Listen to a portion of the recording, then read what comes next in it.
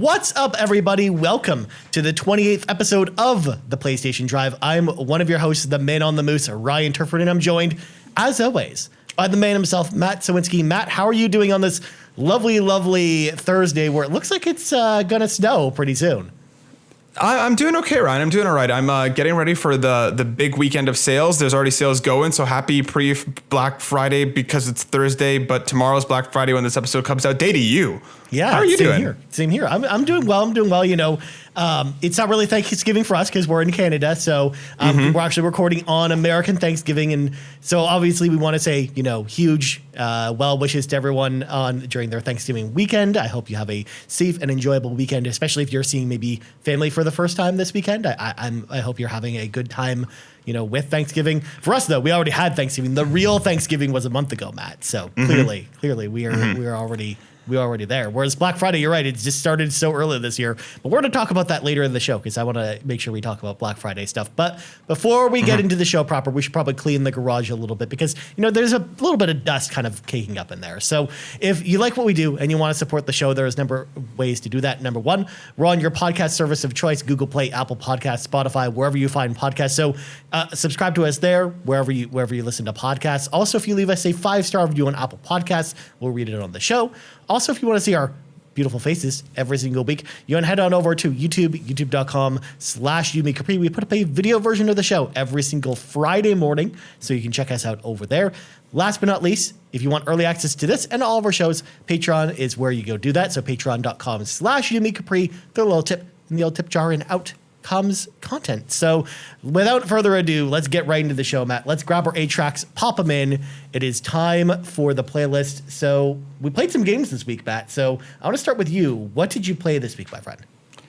I jumped back into Horizon Zero Dawn, actually. As I said, you know, last week I was thinking about it and I was like, you know what, this feels like a good time. There's a bit of a buffer here before, you know, the December games roll on and before I go away for a week. So I hop back into it. I'm enjoying it again so far. I had just gotten through the kind of beginning again because I've done that section like 3 or 4 times now. And every time I'm like, you know what, I'm just going to restart the game just to give myself, you know, a refresher. So I'm not anywhere new and exciting yet, but it is nice being back in that world. The, you know, 60 frames per second patch sure makes it look nice running on the PS5. Load times are fast and snippy, and I'm happy to be back in that world. And then other than that, I've been playing a whole bunch of not PlayStation stuff, but that's not what we're here to talk about, Ryan. What about you? What have you been up to? Whoa. We have extra time today, Matt. If you want to talk about anything not on PlayStation, feel free to do so, because we do that from time to time. Just like on the Xbox Drive, sometimes we talk about like PlayStation or Nintendo stuff over there. I just keep playing Halo and Shin Megami Tensei 5 as well. Both of them fantastic. Halo, I came to my first Halo Saturday with you and the crew, and that was a glory. We very, literally very fun had mess. like 24 players playing. It was amazing.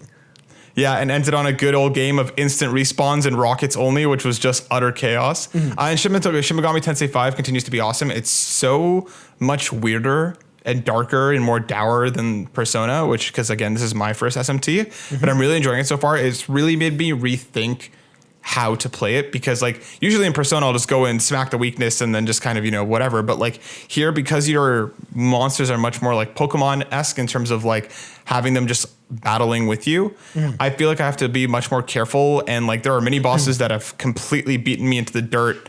Yeah, they're both fantastic, and I'm really, really enjoying them both. Nice. Yeah, I only bring that up because like it's always important for us to talk about, you know, some other experiences maybe that we're playing, especially when we're lighter on PlayStation stuff, just because it kind of gives context for, you know, our journey with PlayStation, I feel. So that's why it's important to maybe talk about stuff like that from time to time, because I mean, we don't play games in a vacuum. I mean, there's lots of distractions out there, especially because I'm also playing Shin Megami Tensei 5, and that's been taking up a lot of my time too. So I haven't had as much time to play, you know, PlayStation games this week. But I mean, that time's coming because, you know, we're a week and we're basically, from the time this goes live, a week away from Final Fantasy 14 Endwalker. And I know that my PlayStation 5 will be like in constant use once that comes out. So there will be lots to talk about as far as PlayStation. In 2 weeks, we'll be talking about that for sure. So for me, I actually played a couple games on my PlayStation this week, starting with Kid A Mnesia Exhibition. So this was actually announced during, I think, one of the State of Plays, I believe, or was during E3, I can't remember.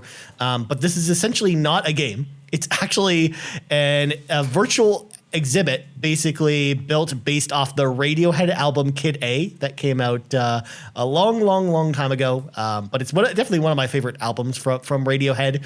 So I was actually really excited because this was a free experience. So I was like, what the heck? I'll download it. I'll see what this weird game is all about, because I can only imagine after looking at like album art for Radiohead albums and seeing how weird that is, like how weird this experience would turn out to be. And turns out, Matt, it was very weird, but like all in like all the right ways, where they basically built these like giant exhibits that you walk around that's kind of dedicated to each song that's on the album. And then they actually play with kind of the motion that you take in interesting ways. Like there was one room where basically you start walking forward on this bridge, but then the bridge suddenly disappears behind you, and you're basically in like the blackness of space until this like weird like white mountain that's made out of like audio wave legs starts coming towards you, and then you start moving towards it, and then it morphs into some other stuff, and it's all like done to the beat of the song. So they did some like really interesting and weird stuff with it, but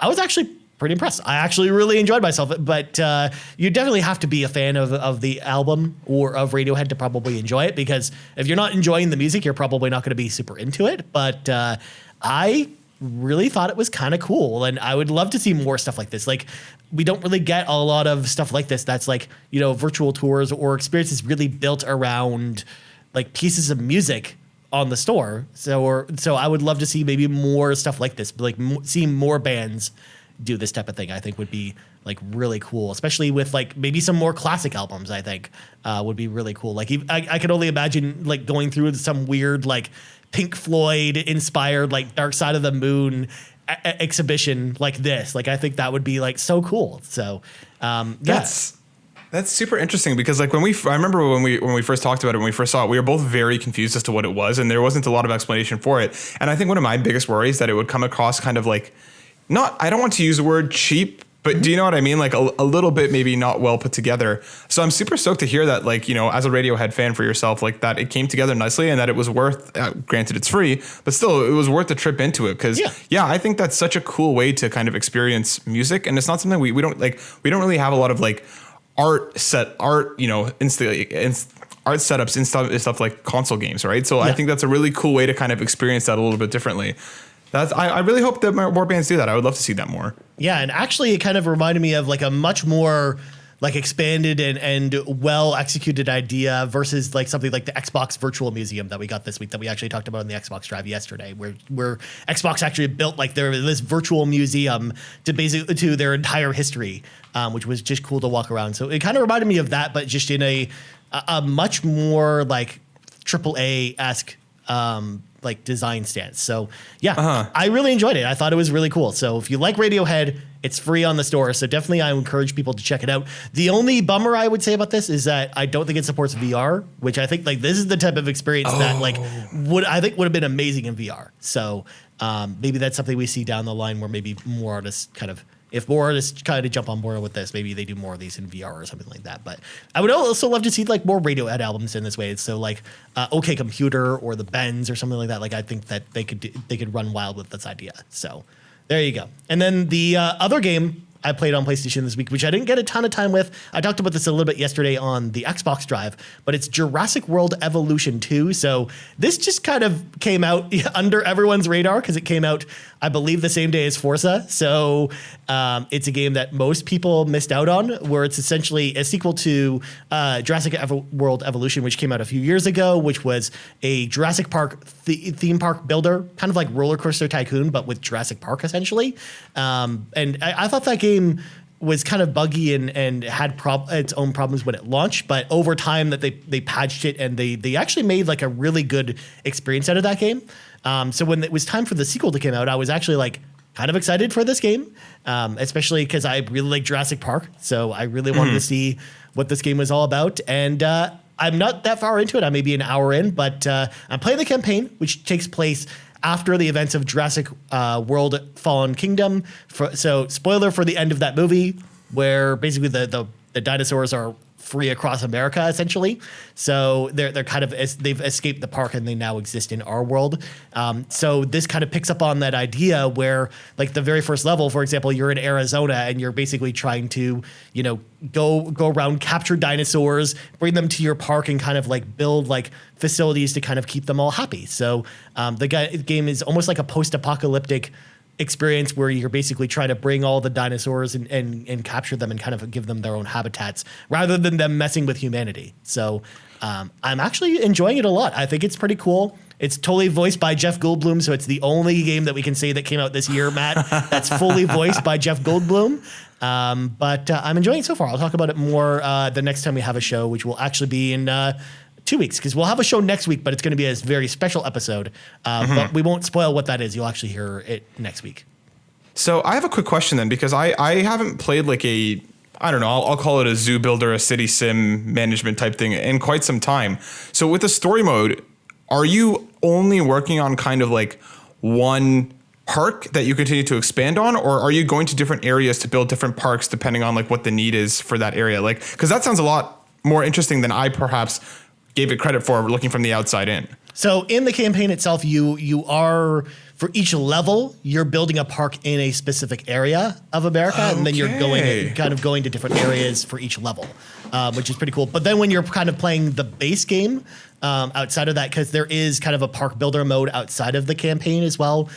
You're building either one park or multiple parks, but you're basically doing it on one map essentially. So one location. So it kind of reminds me of like a Civilization or some other, like the blend of that with like a Roller Coaster Tycoon, which is pretty cool. Not only that, but it's not just a top-down experience, because when you take control like of your capture crew, like the crew that actually goes out and captures the dinosaurs, for example, you can fully control that. Like for example, you can control the helicopter itself, so you can fly the helicopter towards the destination, and then you can take control of the gunner that's in the back with the tranquilizer gun that has like a sniper scope on it. So you're actually taking out the dinosaurs from the helicopter with tranquilizers to then put them to sleep. And then you can kind of order the helicopter to pick up the dinosaur and bring it back to your pen. You would also take control of some of your ground team members in the Jurassic Park Jeeps, the classic Jurassic Park Jeeps. And you can go around and just drive around the park, or drive into different pens, so you can kind of figure out the best ways to take care of certain dinosaurs. So there's a lot more interactivity than just the top-down stuff, which I think is like really interesting and unique, because we don't really see that in a lot of park sim games. For example, like in Roller Coaster Tycoon, for the longest time you couldn't even ride your own roller coasters. You would just manage all the park top-down stuff. But this one's a lot more involved. But it's also a lot of that's also optional. You can just order your troops to do all that stuff, and then kind of do it, and the game will just do it automatically. But if you want to be more involved with it, it totally allows you to do that too. So that blows my mind. I didn't realize that it had that level of kind of, you can kind of play it the way that you want to that extent. That's really cool. I might have to actually seriously check this out one day when we have time to play anything else, Ryan. But that's really cool. I didn't realize that they'd come that far. Yeah, it's actually pretty sweet. And I think if you are on Xbox, I think the first one is actually on Game Pass. So I would actually recommend you maybe check that one out first before trying this one, to see if it's your jam before, picking this up, because it's full price at this point. So. Well, then I'll have to jump over onto Matterford and check it out, which is what I name my Xbox after us. Good Lord, Matt. Good Lord. All right, let's slam the brakes on this conversation. It's time for some breaking news. But, of course, it's the week of Thanksgiving. So, as you can imagine, not a hectic news week this week in the world of PlayStation. We had much more news in the world of Xbox after, Halo's launch and stuff like that. But this week in PlayStation has been a bit slow. But we're going to start off with a story I thought was interesting, which was Sony has officially patented PS5 faceplates. So basically, we've been hearing about, third-party companies doing faceplates for a while, like D-Brand, where essentially you take the two faceplates off your PlayStation 5 and replace them with ones of different colors or styles or whatnot. But Sony have officially patented this, I think, in a way to kind of deter people from making their own faceplates and then kind of controlling the narrative themselves. But maybe to even start offering faceplates as an option, a sellable option that maybe you can go buy in stores. But Matt, what did you think about this story? Because I thought it was interesting that Sony would go to these lengths to kind of protect the sanctity of the PS5 faceplates. I'm kind of shocked it wasn't already done. Like I would have kind of imagined that like once they were getting the PS5 ready, this is something that they would have taken care of long before. I think you're 100% right. I think this is definitely to more discourage, third-party offerings for the faceplates. The optimist in me would love to believe that it's because they're getting it ready to kind of make a more customizable faceplate solution for people who are looking to mess with their PS5 a little more. I don't know, man. As we've talked about before, PlayStation just doesn't seem to care very much about the customizability to the same extent that other companies are. Like, I mean, it's been a year. We've had 2 custom colors for the PS5 controller, like nothing for the faceplate. So like, I part of me is like, maybe it's because of the pandemic, maybe because, things are a little bit slow, et cetera, et cetera. Shipping's already hard. Maybe that's why they're not doing it yet. But I don't know. I would love to believe that we're going to be getting something cool because I would customize my faceplates in a heartbeat if PlayStation offered me an official, relatively easy way to do it. Yeah. I hope that's the case, but I think you're more right. I think it's probably just to deter others, and then if we get something awesome, but I don't want to get my hopes up, Ryan, just to be disappointed. That's true. I mean, I think it would be such a great idea. Like it's like almost like a pathway to free money, essentially, if Sony went down the path of creating these faceplates, because I do think that people want to customize their systems and they don't want to have to wait for, the Spider-Man edition PS5 to come out or something like that. Like they want to be able to swap them out. And the one of the nice things about the PlayStation 5 is that they just pop off and that's it. Like there's not much work to actually remove them. So, I mean, there's no screws or anything like that to unscrew or anything like that. They just pop right off. So I think it would be easy enough to create like a consumer product based around that, which is something I had actually thought about when we saw like the very first PS5 teardown, where I thought maybe they would go in that direction because of how easy they are to actually remove. But I guess we'll see, because it's been a year now and they still haven't introduced anything like this. And it's just been, third-party companies giving you faceplate options at this point. And some of them have been really cool. So I've actually thought about getting a replacement for mine at some point. So yeah, I hope that maybe they roll with this idea. Sorry, go ahead, Matt. Yeah, no worries. I agree with you. I have a quick question then. If they do roll this out, what do you think is a fair price point for these 2 faceplates? Because you're right, like, especially as they were kind of gearing up to launch the PS5, there was a lot of like, I felt the same way. They're like, look at how easy it is to take these things off. And I was like, okay, that's cool. Then they're obviously gearing up for something. What do you think is a fair price point for these things? Like if Sony came out, what would you want to price that you think would be like, all right, I would do that without even thinking about it? 20 to 30 US bucks. Is what I would say, because that kind of reminds me of like the price of the Xbox 360 faceplates back in the day. And as someone who actually collected a lot of Xbox 360 stuff, I actually had a lot of faceplates back in the day. But I would imagine because you couldn't go too expensive with it, I think, or else people wouldn't buy it. And then you don't want to go too cheap with it, because otherwise you wouldn't be making a profit off of it. So I would say like 20 to 30 bucks is probably the sweet spot where I would probably consider it a fair price, both for the consumer and for Sony, especially because it is 2 pieces of plastic. So it'll really, the cost to manufacture will be whatever it costs to make those 2 pieces of plastic. It might be like $2. So I think that would be a nice enough kind of upcharge for Sony. And then, yeah, I would pay 20 or 30 bucks for new faceplates. I think that would be cool. But obviously, licensed ones and stuff like that would cost more because of the cost of the license. But like even just random, like if we got like the Galaxy Red controller color as like faceplates, for example, I think that would be pretty cool for like a $20 to $30 option. But what do you think, Matt? I think you're right. I think that is the sweet spot, but like the pessimist in me thinks that they would come out with like a $49.99 USD. Yeah. That kind of seems to me like what they would price it at. I think 20 to 30 USD is appropriate. And again, me too. If I saw it at that price point, I'd buy it without even thinking about it. But I feel like they'd be like, yeah, it's $50. Like I feel like that's the kind of way that they'd go with it. But I hope you're right, Ryan. I hope that if it is true, I hope that they do aim for like, I don't know, a $29.99 sweet spot, because I think that makes a lot of sense and people would pick it up relatively quickly. Yeah, exactly. But the marketer in me is just screaming out that it's a perfect idea and that's the price point it should be. So there you go. All right. Next up, and this one in a way got me excited, but then kind of bummed me out when I read more into it. Epic Games has officially acquired Harmonix for an undisclosed amount. So for folks that don't know, Harmonix is the company that does the Rock Band games, Fuser, and a bunch of other rhythm games. That's kind of their jam. In the press release, Epic has indicated that Harmonix will continue to work on Rock Band 4 DLC, which I don't know, Matt, if you knew this, but Rock Band 4 DLC has been continuing to come out every single week since Rock Band 4 came out. That was like 2 apartments ago for me. So that it's been a long time. There's so many songs for Rock Band now.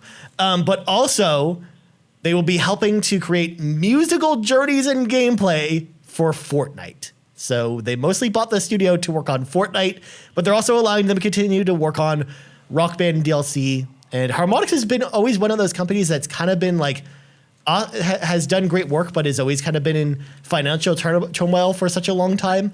So I'm just happy to see them actually be bought by someone, because I mean, I think they do some great work, but it's just one of those things where Rock Band 4, I think, was a bigger miss than people were expecting because of just the limited quantity of instruments combined with just people were kind of over music games when it came out, as well as some of their other things haven't really panned out since then, except for Rock Band DLC, which surprisingly, again, has a like hardcore community around it. Otherwise, they wouldn't be continuing to license and release new DLC for it. But Matt, what do you think about this story?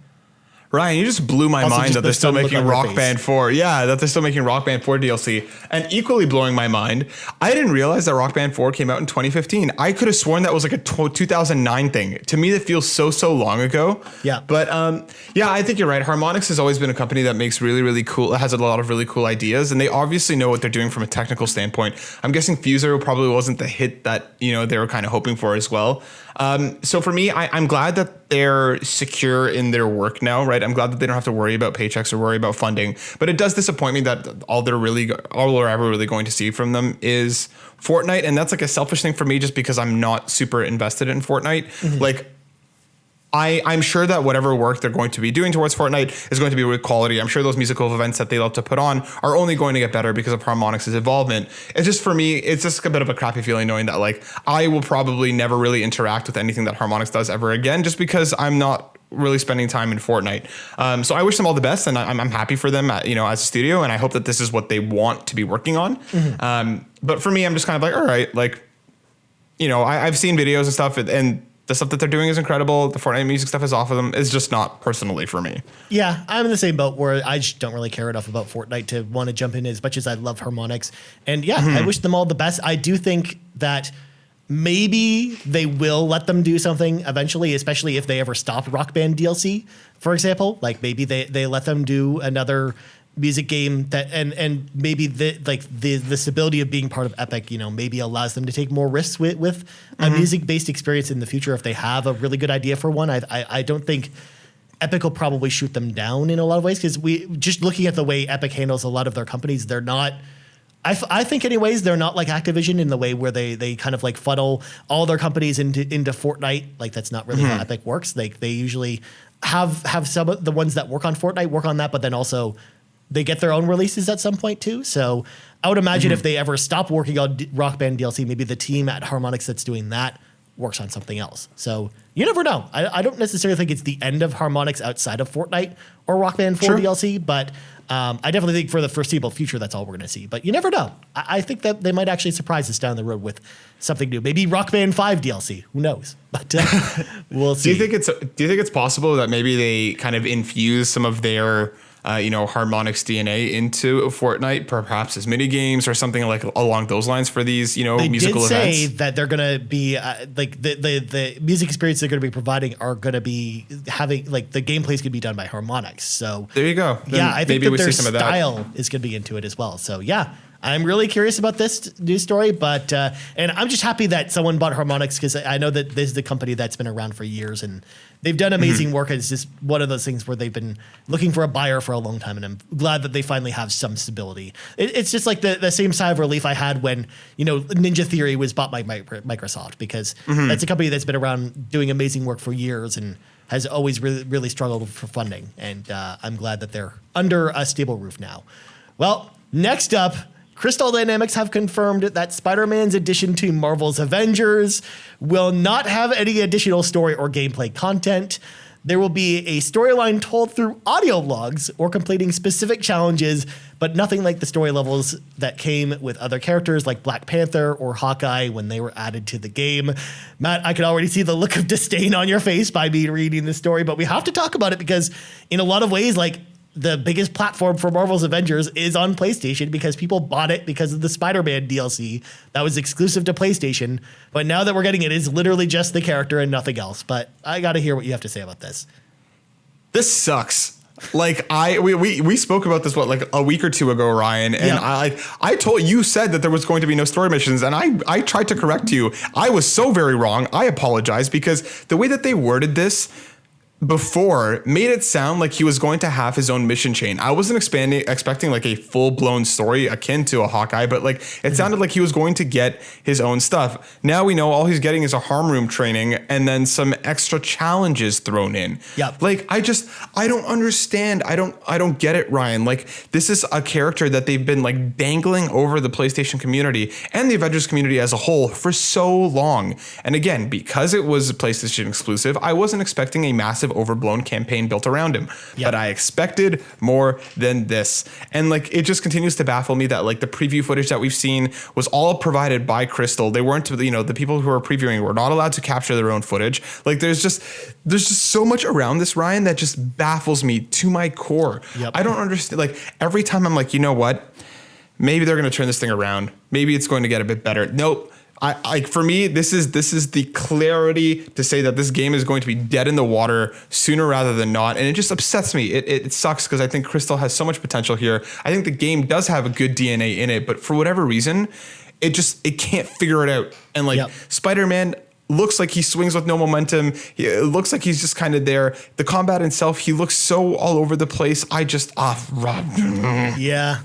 I was also not very excited about this either because like Spider-Man as a character is really cool, and I really wanted this to be good, and it's not good. So yeah, I mean, I'm sure the character might be fun to play with. Maybe we'll see, but like I don't want to cast doom and gloom before it even comes out, before we even have the chance to try it, anyways. But it's a real bummer that there's nothing else to it. And I mean, I didn't think there was going to be anything like too crazy either because it is exclusive. Like they don't want to like hold extra content that matters to the story over like Xbox players' heads or PC players' heads and segment that community even further.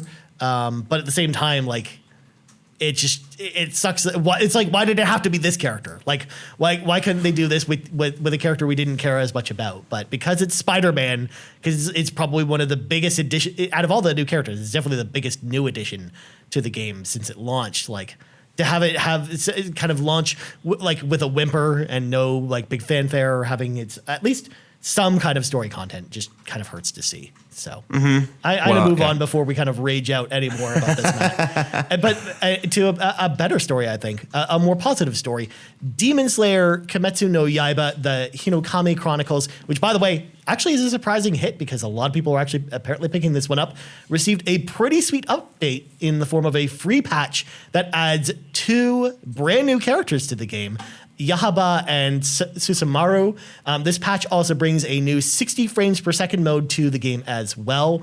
So I also forgot to mention, I actually did pick this up on sale during Black Friday and haven't had a chance really to check it out yet. But knowing that there's 2 new characters waiting for me when I play it and a 60 frames per second patch mode on PS5, I'm actually like really excited to play this game now because this game is made by the same team that does the Naruto Ultimate Ninja Storm games, CyberConnect, and I really like those fighting games. So I'm actually really excited to check this one out. But Matt, what do you think about the comparison between this news story and the one we just read from Avengers? Like they brought 2 characters in for free and a 60 frames per second patch, even though it doesn't. I don't think it adds any new story.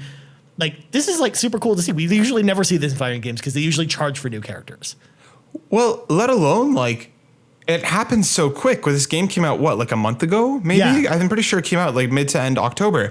This is awesome. This is the kind of support that these kinds of games really need. And I don't think it's the expectation that it's going to keep rolling out at this pace, but it's nice to know that support has already started. It's nice to know that they care about their community. And like, while I haven't played one of CyberConnect's anime games in quite some time, hearing all the positive buzz around this one actually makes me more inclined to check it out. And especially because as well, if this is how they're going to keep supporting it, then like I also feel better about possibly paying for things like DLC or new characters in the future because they're already rolling out free support. So like, this is dope. This is awesome. Like, This should be the standard.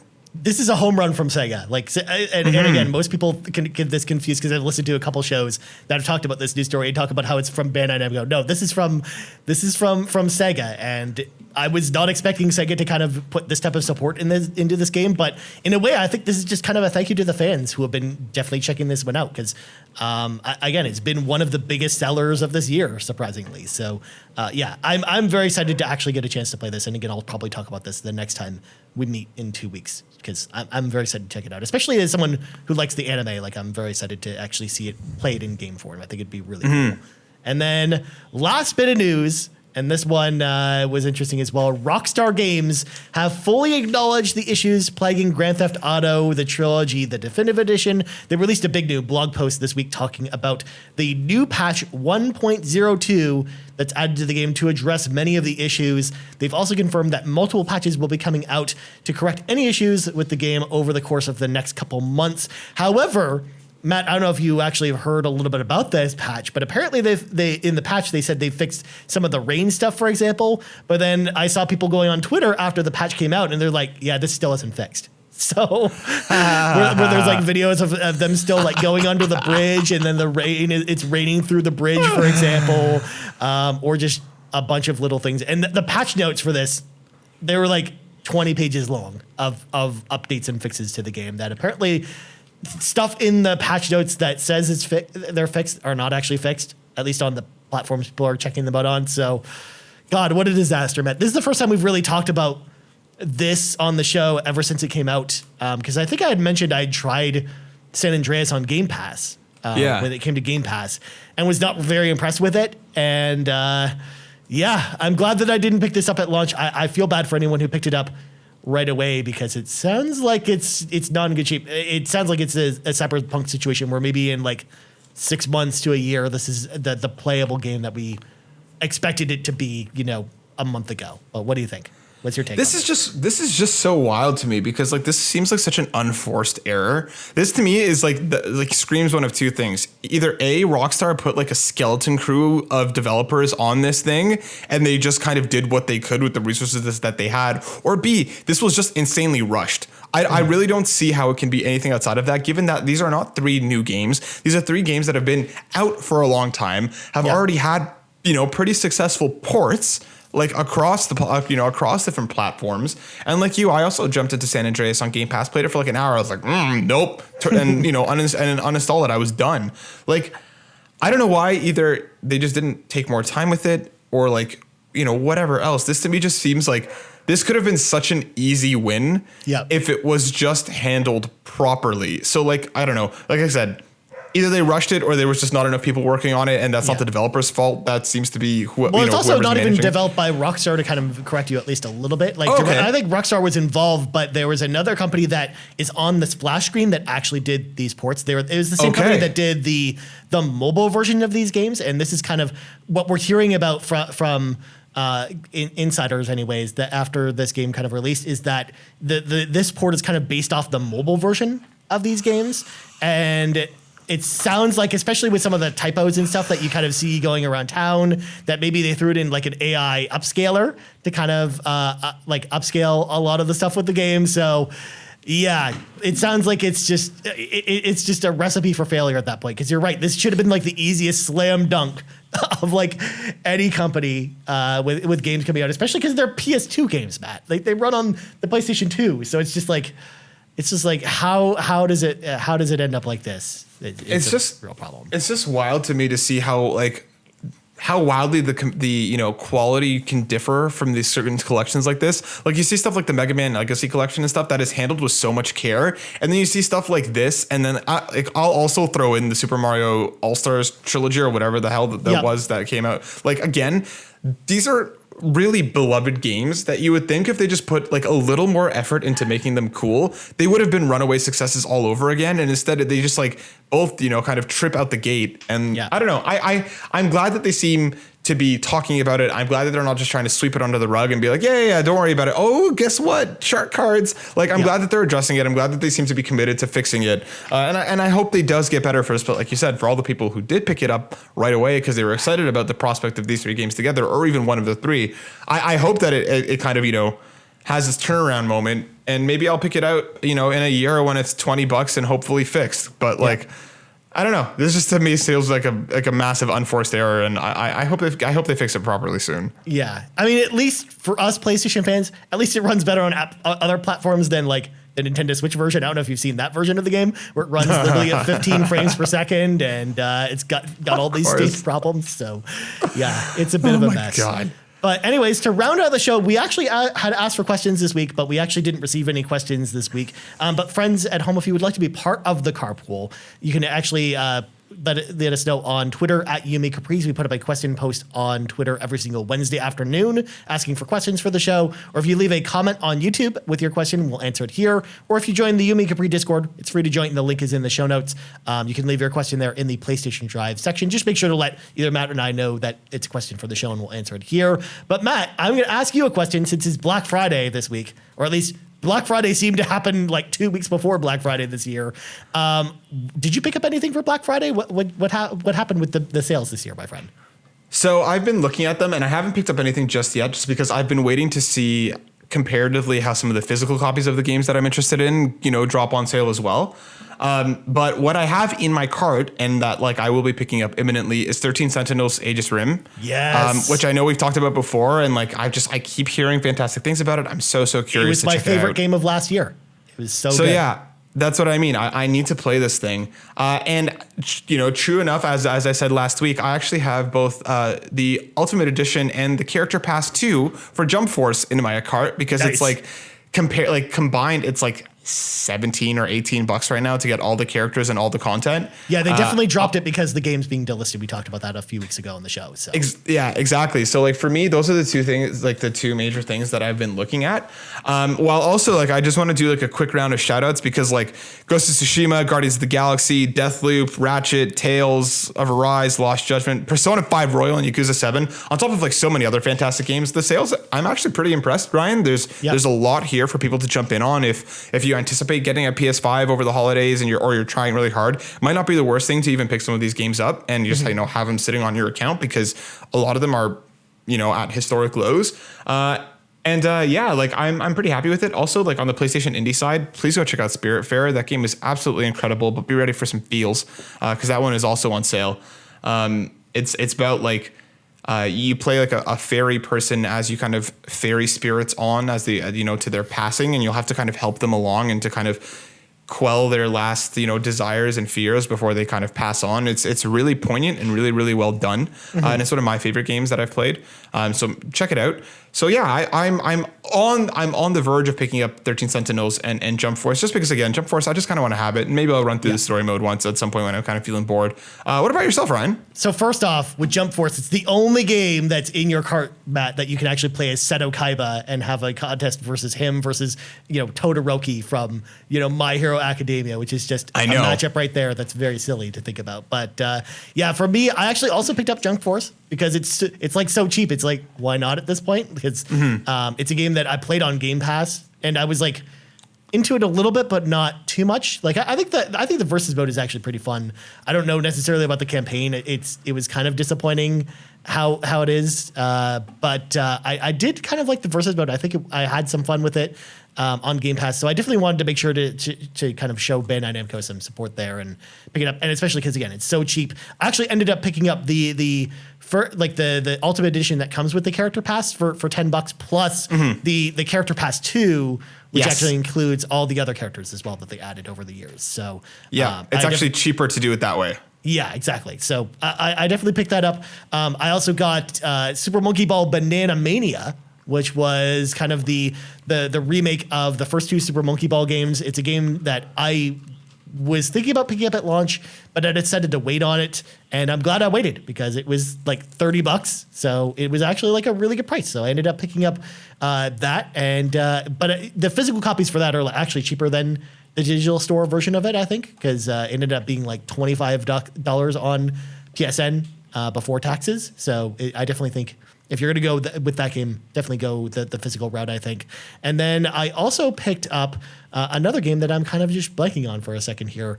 No, because I picked up Cruise and Blast on Nintendo Switch. I did that as well. But for the most part, for PlayStation games, I think that was kind of it for me. I didn't really pick up too much on sale, except for Demon Slayer as well, which was on sale on PC but not on PlayStation.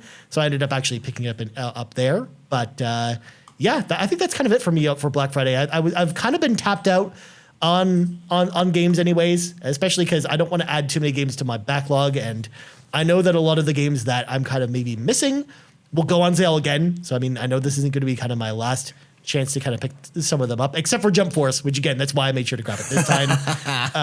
But for the most part, I'm kind of like, I have all the games that I really wanted. I have, 13 Sentinels and Persona 5 and all that stuff. I played all that already. So not only that, but I don't want to get too many games in my backlog with Final Fantasy 14 out soon, because again, I know that's going to consume my life for 3 months. So I don't want to get too much around that. Like, I'm making sure to try and get through Jurassic Park and Demon Slayer kind of this week, because I imagine we'll be playing Halo soon, like maybe the next couple weeks, and then Final Fantasy 14 is going to kind of round out the year. So I don't want to kind of pile too much on top of that, or else it'll just never get finished. It'll be like Horizon Zero Dawn for you, Matt, which just pretty much never gets played. So that's the only other one that I'm kind of eyeing that isn't on sale but just did come out on PlayStation is Death's Door. I already own it on PC, but I'm trying to decide whether I want to just kind of take the time to rip through it on PC or go to PlayStation but or it's Switch on for it. Game Pass, Matt.